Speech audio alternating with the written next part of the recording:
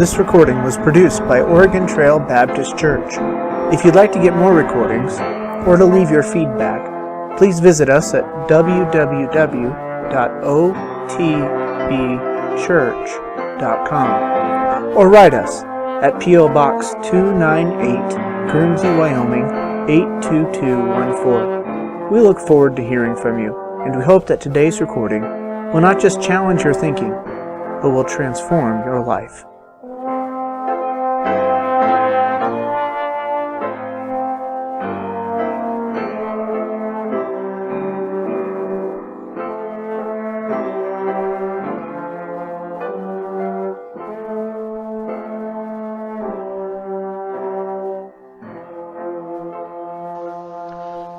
Good morning. Let's get started here if you would. We're just going to start right away here this morning with a song for the Ten Commandments. This will help us get to remember them and kind of get them in our head here this morning. So I'll get it started right away. Thou shalt have no other gods before me. Thou shalt not make unto thee any graven image or any likeness of anything that is in heaven above, or that is in the earth beneath, or that is in the water under the earth. Thou shalt not bow down thyself to them, nor serve them. For I, the Lord thy God, am a jealous God, visiting the iniquity of the fathers upon the children, unto the third and fourth generation of them that hate me, and showing mercy unto thousands of them that love me and keep my commandments. Thou shalt not take the name of the Lord thy God in vain, for the Lord will not hold him guiltless that taketh his name in vain. Remember the Sabbath day to keep it holy. 6 days shalt thou labor and do all thy work, but the seventh day is the Sabbath of the Lord thy God. In it thou shalt not do any work, thou nor thy son nor thy daughter, thy manservant nor thy maidservant, nor thy cattle, nor thy stranger that is within thy gates. For in 6 days the Lord made heaven and earth, the sea and all that in them is, and rested the seventh day. Wherefore the Lord blessed the Sabbath day and hallowed it. Honor thy father and thy mother, that thy days may be long upon the land which the Lord thy God giveth thee. Thou shalt not kill, thou shalt not commit adultery, thou shalt not steal, thou shalt not bear false witness against thy neighbor, thou shalt not covet thy neighbor's house, thou shalt not covet thy neighbor's wife, nor his manservant, nor his maidservant, nor his ox, nor his ass, nor anything that is thy neighbor's. Exodus 20 verses 3 through 17.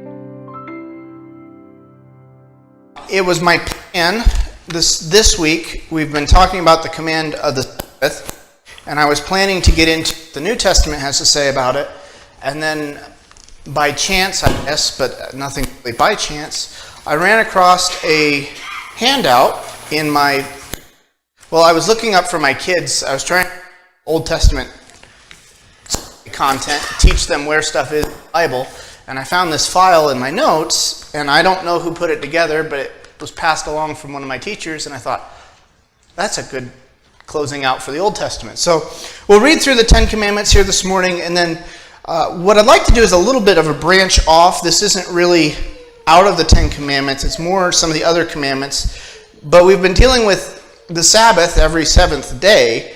But then there's the Sabbatical year, where every seventh year. And that's kind of what we'll look at here this morning. So the Sabbatical year is every seventh year in the land was supposed to be a year of rest. And we're going to look into that here.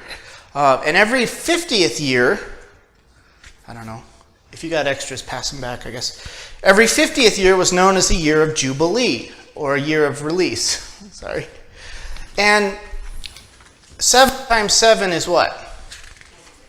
49. So the 50th year would be the year of release, or the Sabbatical year. Now, it's interesting to note, we don't have any clear-cut record to say that Israel actually observed that 50-year release. There's a couple hints that they might have, but we have no clear record. So we're going to look through some of these. The septennial year, or a Sabbatical year, that's supposed to happen every 7 years. Exodus 23, if you'd like to turn there. We're going to read through several verses here regarding it. And some of them are going to overlap in their content. But some of the key passages here. Exodus 23, starting with verse 10. There we read, "In 6 years thou shalt sow thy land, and shalt gather in the fruits thereof. But the 7th year thou shalt let the land rest and lie still, that the poor of thy people may eat, and what they leave the beast of the field shall eat. In like manner thou shalt deal with the vineyard and with the olive yard." Leviticus, if you'd like to turn over to Leviticus 25. Again, this is very similar. It's a rest for the land in Leviticus. Leviticus chapter 25, verses 1 to 7.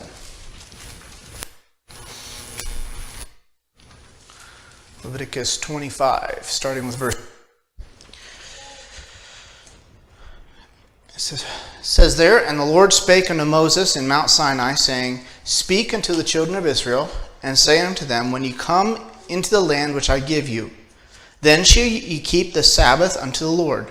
6 years shalt thou sow thy field, and 6 years shalt thou prune thy vineyard, and gather in the fruit thereof. But in the 7th year shall be a Sabbath of rest unto the land, a Sabbath for the Lord. Thou shalt neither sow thy field nor prune thy vineyard. That which groweth of its own accord of thy harvest thou shalt not reap, neither gather the grapes of the vine undressed, for it is a year of rest unto the land. And the Sabbath of the land shall be meat for you, for thee, and for thy servant, and for thy maid, and for thy hired servant, and for thy stranger that sojourneth with thee, and for thy cattle, and for the beasts that are in thy land, shall all the increase thereof be meat." So there's a provision here that the food that's just coming up naturally from the land, they're allowed to eat here. Next chapter, Leviticus 26 here. Correspond with 2 Chronicles. Leviticus 26, verses 34 to 35. "Then shall the land enjoy her Sabbaths, as long as it lieth desolate. And ye shall be in your enemy's land, even then shall the land rest and enjoy her Sabbaths. As long as it lieth desolate, it shall rest, because it did not rest in your Sabbaths, where ye dwell upon it." Here it's part of a condemnation on them if they don't observe this Sabbath principle, if they don't follow the Lord. If God has to put them into exile, he's saying at least the land's going to get his break while you're in exile. So that's going to be the Levitical rest it'll get. And that's, if you want to turn to 2 Chronicles 36:21. I really have you turning all over today, don't I? 2 Chronicles 36, verse 21. There we read, "To fulfill the word of the Lord by the mouth of Jeremiah, until the land hath enjoyed her Sabbaths, for as long as she lay desolate, she kept Sabbath, to fulfill 70 years." So that's 70 years that the land was desolate to catch up on the Sabbaths it missed. Now in Deuteronomy, another passage here, this is tying the Sabbatical year, so what happens every 7 years, to a remission of debt. So Deuteronomy 15, verses 1 to 11. Deuteronomy chapter 15.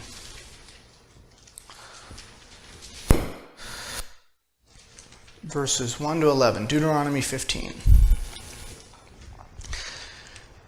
There we read, at the end of every 7 years thou shalt make a release. And this is the manner of the release. Every creditor that lendeth aught unto his neighbor shall release it. He shall not exact it of his neighbor or of his brother, because it is called the Lord's release. Of a foreigner thou may exact it again, but that which is thine with thy brother thine hand shall release, save when there shall be no poor among you. That is an interesting phrase to me. The exception of this is when there's nobody poor among them. What kind of a society would that be? I mean, just think about it. And didn't Christ say, the poor will be with you always? And yet there's an element, had they obeyed the Lord and been faithful to the covenant, God would have so blessed them there would not have been poor among them. Is that just a fascinating thought? Anyway, it was just one of those things that caught me as I was reading through this week. Pick up with verse 5 here of Deuteronomy 15. Only if thou carefully hearken unto the voice of the Lord thy God, to observe, to do all these commandments which I command thee this day. For the Lord thy God blesseth thee, and he promised thee, and thou shalt lend unto many nations, but thou shalt not borrow. Again, going back to the concept, they would be so wealthy and so well off, they would be the lenders to all sorts of nations, but they wouldn't need to borrow themselves. Just that's the type of blessings God wanted to bestow on them. Verse 7, if there be among you a poor man of thy brethren within any of thy gates in thy land, which the Lord thy God giveth thee, thou shalt not harden thine heart, nor shut thine hand from thy poor brother, but thou shalt open thine hand wide unto him. Thou shalt surely lend him sufficient for his need in that which he wanteth. Beware that there be not a thought of thy wicked heart, saying, the seventh year of release is at hand, and thine eye be evil against thy poor neighbor, and thou givest him not, and he cry unto the Lord against thee, and it be sin unto thee. Verse 10, thou shalt surely give him, and thine heart shall not be grieved when thou givest unto him, because that for this thing the Lord thy God shall bless thee in all thy works, and in all that thou puttest thine hand unto, for the poor shall never cease out of the land. Therefore I command thee, saying, thou shalt open thine hand wide unto thy brother, to thy poor, and to thy needy in the land. So it's interesting to me, this last phrase of, for the poor shall never cease out of the land. I think that's being connected into if they're not following the word of the Lord, if they're not following his commandments, the poor will always be there. I think roughly that's because of our sin natures. It will always be there. But turn over to Deuteronomy 31. Here's our last passage in the Pentateuch here. Deuteronomy 31, verse 10 here is another key passage on this septennial rest, or this every 7 year rest. Deuteronomy 31 verse 10 says, and Moses commanded them, saying, at the end of every 7 years, in the solemnity of the year of release, in the Feast of Tabernacles, when all Israel is come to appear before the Lord thy God in the place which he shall choose, thou shalt read this law before all Israel in their hearing. Gather the people together, men and women and children, and thy stranger that is within thy gates, that they may hear, and that they may learn, and fear the Lord your God, and observe to do all the words of this law, and that their children, which have not known anything, may hear and learn to fear the Lord your God, as long as ye live in the land, whither ye go over Jordan to possess it. The last passage here that we'll look at is in Nehemiah 10, and if you want to I can read that for you if you want. Nehemiah 10:31 says, And if the people of the land bring any animals on the Sabbath, we would not buy it of them on the Sabbath or on the holy day, that we would leave the seventh year in the exaction of every debt. So here the exiles who've come back to Jerusalem, they've come back to Israel, Cyrus has allowed them to come back. They're making a commitment that they are going to honor the seventh year Sabbath, as well as you could tie in there the 50th year, the Jubilees. We have the commitment, but we don't actually have a follow-up. We don't know if they did or didn't, which, again, with the exiles who came back, you would think, after seeing God allow the temple to be destroyed, allow his people to be exiled, you would think when they came back they'd get everything right. They'd try to do everything by the book, per se.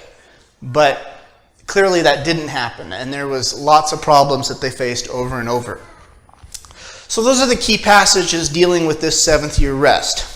Some key designations or terms with those is it's a Sabbath of rest, a Sabbath for the Lord. Now, does the Lord need a break? No. So how, in what sense is it a Sabbath for the Lord?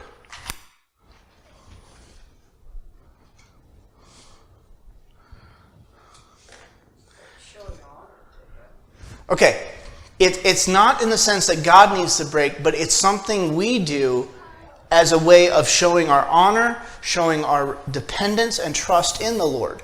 It's something we're doing for him, but God doesn't need us to do anything for him. Does that make sense?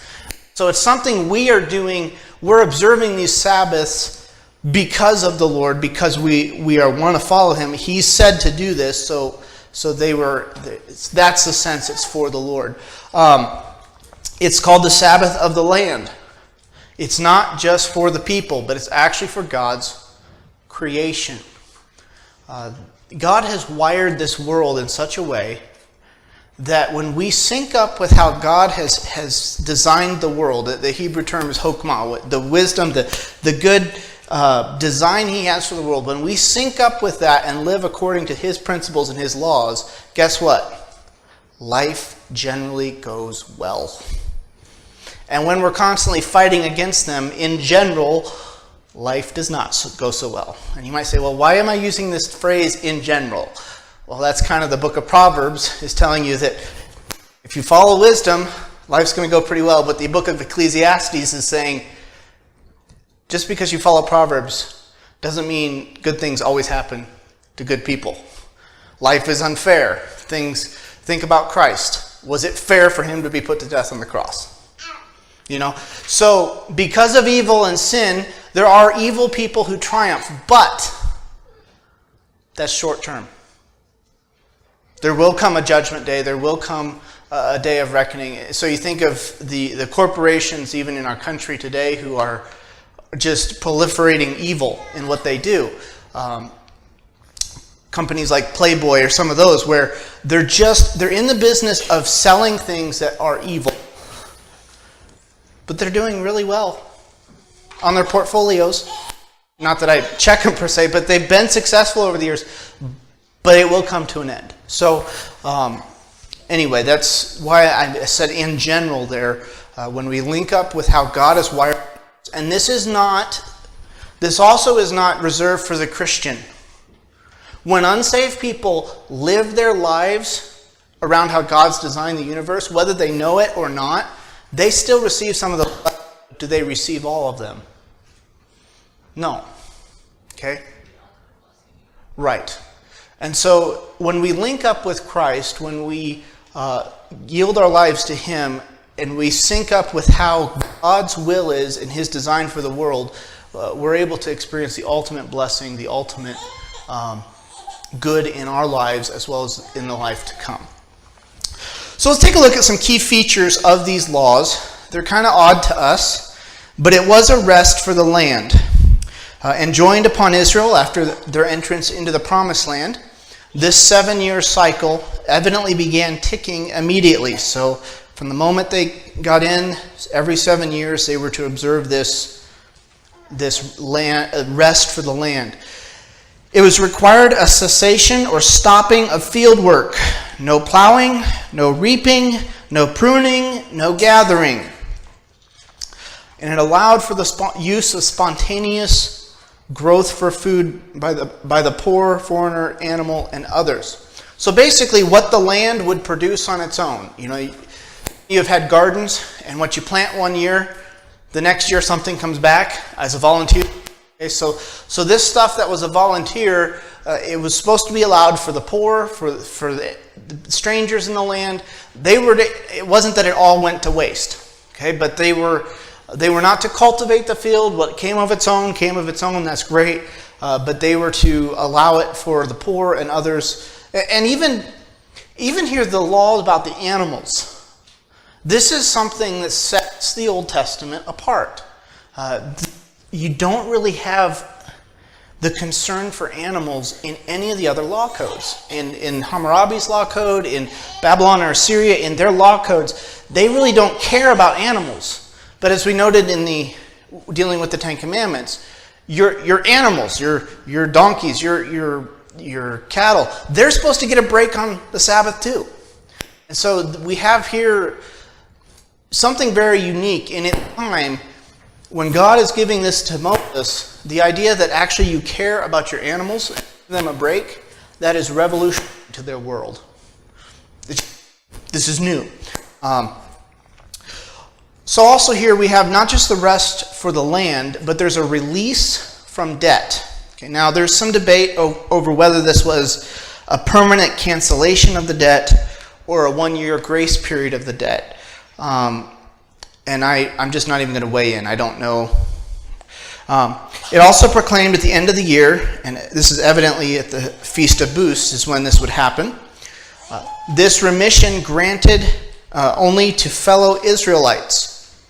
It was a release of the divine provisions for easing the plight of the poor, and an Israelite must not allow an approaching sabbatical year to interfere with his moral obligation to lend to a needy brother.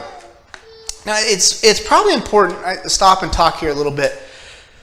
This ties in with the Levitical system that's very complicated, very convoluted in my mind because I just don't live in that world. But when Joshua conquered the Promised Land, after he conquers it, what does he do with it? After the land's conquered and the enemies are, for the most part, driven out, there's a few strongholds left. What do they do with the land? They divide it. And so they took a census of everybody. They divided the land. Everyone got their portion. Now, the land in Israel, you could not sell your family's land in the same way that we might sell it today. But you could sell it in the same way that today you might get a 100-year lease. Except for Israel, it was at most a 50-year lease. Does that make sense? It was because at the end of that 50 years, that land needs to go back to the family it belongs to. What did that prevent?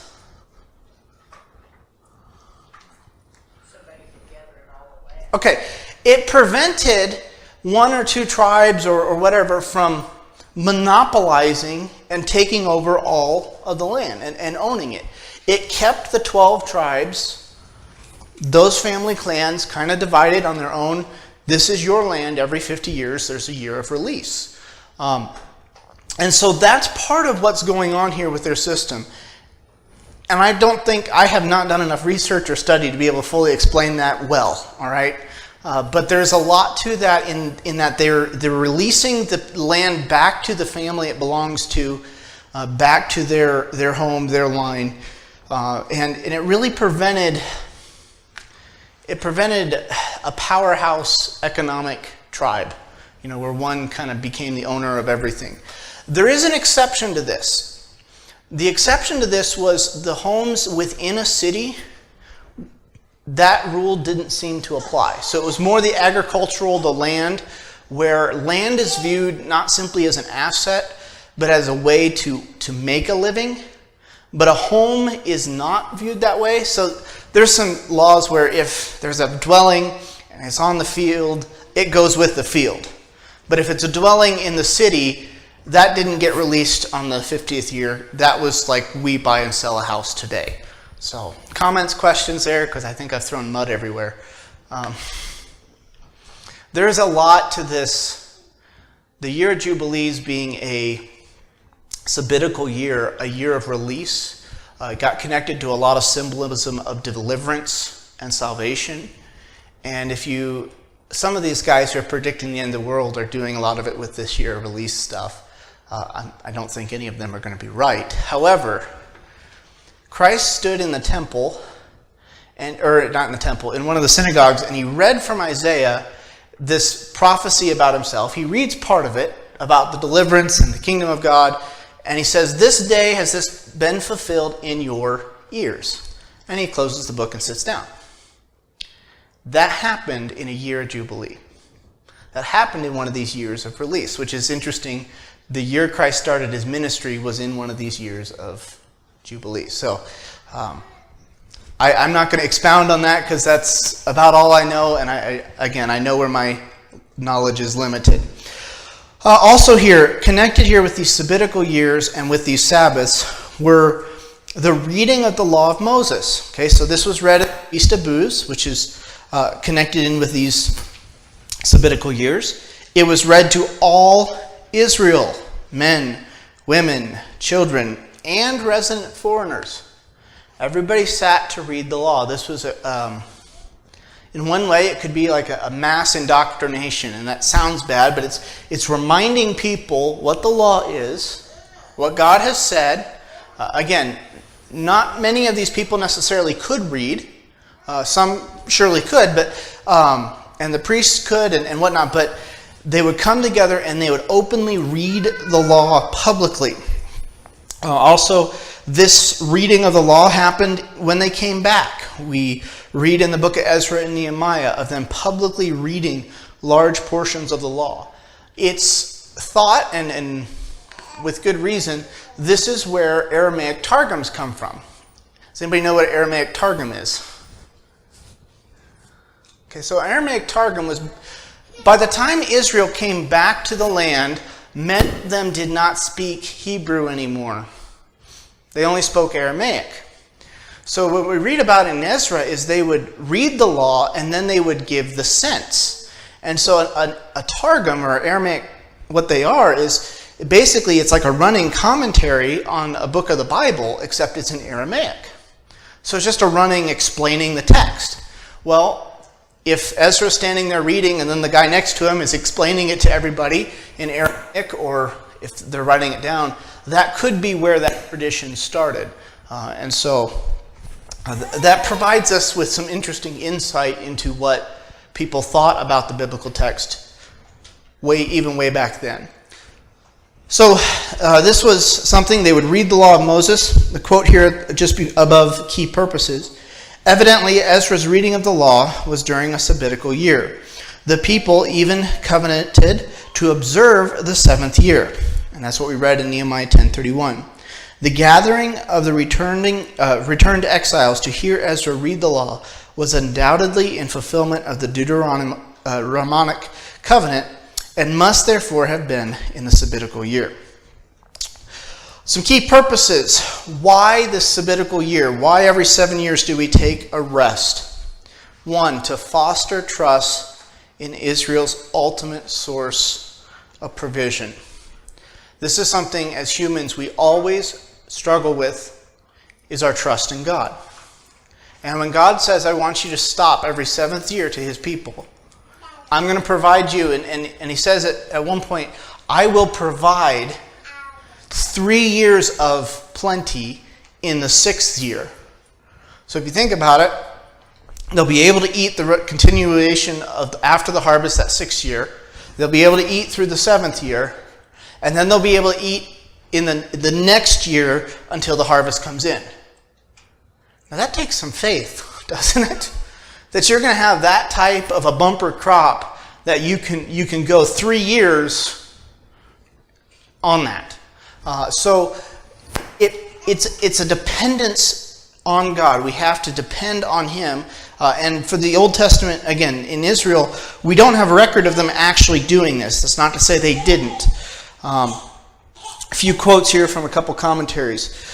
This septennial Sabbath reminded the Israelites not only of what they in common with the whole world owed to the great and generous creator of the universe, but of their more special obligations to him as their covenant God, who had made them the particular object of his care, and who was pleased miraculously to overrule the laws of nature on their behalf. It was scarcely possible to conceive of any more effectual mode of teaching them the duty of continual, simple-hearted reliance upon a kind and bountiful providence than by the command to let the whole land lie fallow for one entire year. Not only here were they to trust God, but there's an element, no other nation is doing this. Nobody else does that. It doesn't make sense, and yet, if they did and they honored God, they would be, through this observance, a light to the nations. Doesn't that ring true for us? If our lives as believers don't make human sense, but they're centered on a reliance on God, it shows those around us something's different. We can take that weekly rest. We can rest, not that the 7-year rest is something that applies to us per se today. We can take seasons of rest because it's not ultimately how much I work and how much I can accomplish and how much I do that brings success to, and blessing to my life. It's that I am linked up with the Creator. The one who's in charge, the one who's in control, the one who has all things in his hand. Next quote here. The sabbatical year demonstrated that God was the supreme provider, and that while man could assist in the process by his cooperation, it was from God that all things came. The next quote here. One central thought is brought home to them via God is the owner of the soil, and through his grace only the chosen people have come into his possession. Their time, i.e. they themselves, belong to him. This is the deepest meaning of the Sabbath day of rest. Their land, i.e. their means of subsistence, belong to him. What kind of a testimony would it be if God let his people starve in the land when they honored and obeyed him? Wouldn't be a testimony. What's interesting is even when they get exiled, contrary to the nations around them, if you were conquered by another people, it was seen as their God was more powerful than your God. And then the people would then worship the new God. That didn't happen for the Jews. Didn't happen for God's people. They didn't view it as the gods of Babylon or Assyria are stronger than our God. They understood and they viewed it as we are receiving judgment from our God because we have not obeyed him. We have not done as he said. It's just an interesting, even critical scholars accept that point. It's just well attested in history that Israel didn't lose their faith in God even when, again, I say that, but at the same time, they were the ones that failed to follow him over and over and over. So kind of this hodgepodge, right? Because you have the prophets who are railing on them for their disobedience, but then at times they obey the Lord and at times they don't. Last quote here before we get to number 2 here. The year of rest proclaimed to the Israelites that the decisive factor is not daily work in the field or vineyard, but Yahweh or the Lord, the giver of the land. In this way, the sabbatical year speaks even more clearly than the weekly Sabbath of the relativity of all work. The goal of all work, its crown, its rest, the Sabbath before the Lord. Also here, the purpose of this 7th year rest was to encourage compassion and generosity for the poor. We noted that in some of the key passages. They're to be considerate and thinking of the poor at this time. It also minimized, number 3 here, the covetousness and pursuit of wealth. Again, that ties into the releasing of the land back to others, and as well as if you chose not to obey the sabbatical year when everyone else around you is, it made it very clear you were being greedy. And in our culture today, I was watching a thing about South Korea this week and how South Korea has people who so overwork themselves, workaholism or whatever. The government has actually issued a law in South Korea that after a certain time at night, your computer must be shut off. If you're like in business or whatever, you have to turn your computer off, because people are working so much. Well, here in the sabbatical system, they're to take rest. And we all need that at times. Number 4 here, it was to provide time necessary for covenant reflection and biblical instruction. Okay? When you go camping, the things of life at home that are easy and simple and quick, when you go camping, they become more complicated, do they not? It takes longer to prepare the meal. Why? Because maybe you're doing it on a fire, or maybe there's other factors and entities. All the conveniences of home are not there. Now put yourself back in this culture. Why are you laughing? Where we take as many as we can, but yes, the convenience. Oh, yes. A bunch of them are still. Hence the reason camping has evolved from a tent to big RVs that have everything in them. But you understand what I'm saying. When you go camping, it takes longer to do some of those regular things of life. Now think about the ancient world. They didn't have a dishwasher. They didn't have a laundry machine. They didn't have a lot of these conveniences that we have today. So on top of that, then they had to plow the fields and work for food. It was a very agricultural society. There was a lot of work to be done. And by the time the work's all done, you're exhausted and tired anyway. The sabbatical year allowed them to take the plowing of the field and the harvesting of the field and that off the table to spend time focused on the Lord. It allowed for public readings of Scripture and explaining of the law. It allowed for them to spend more time reflecting on the Lord. And so it was a spiritual time as well. Not that it was the year somehow had some mystical persona over it, but it allowed time for reflection on God and His Word. And if we carry that into the New Testament with our lives, our weeks are busy. Some of us start early in the morning and work till late at night. And we may spend that daily time with the Lord, but on Sundays or on what would be our Sabbath, it's good to take some extra time to just soak in the things of the Lord. When I was in college, I struggled with this on a personal level until I came up with kind of a solution that I felt fit for me. And this is not Bible doctrine. This is just how I worked it out. I'm in Bible college. I have chapel every day. I have church one day. And bus visitation on Saturday. I'm constantly doing homework and studying and whatnot. And I was getting tired. I really had no Sabbath. So what I came up with for a solution for me, and I'm not saying it was right or perfect, but this is what I did. On Sunday afternoons, when I always took a nap because, quite frankly, I needed it by that point. But on Sunday afternoons, I would not open any book or textbook or whatnot that wasn't biblical related. So if I had a Bible class, I might do some reading on that. But I would deliberately have a book that was my Sunday afternoon reading book. Something that was lighter, something that was for me to feed on. And I wouldn't open any English. I wouldn't open speech class. I put away the normal things of the week to make Sunday somewhat special. And I was still even tired after bus ministry and other things on Sunday. So anyway, this has been a kind of a complicated lesson and issue because we don't think in this realm of every 7 years being a year of rest or release.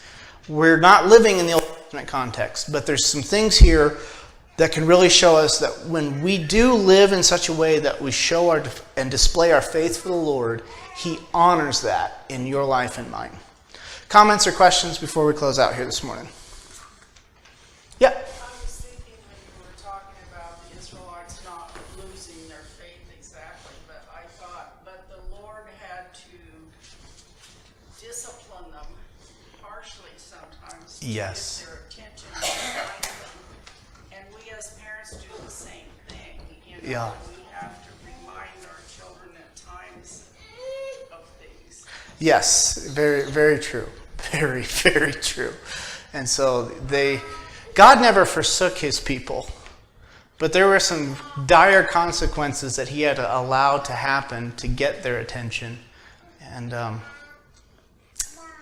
they didn't always get the message. So very good. Any other thoughts or comments here? All right, so next week I hope to actually jump into the New Testament on what the New Testament has to say on the Sabbath, but for now, let's close in a word of prayer.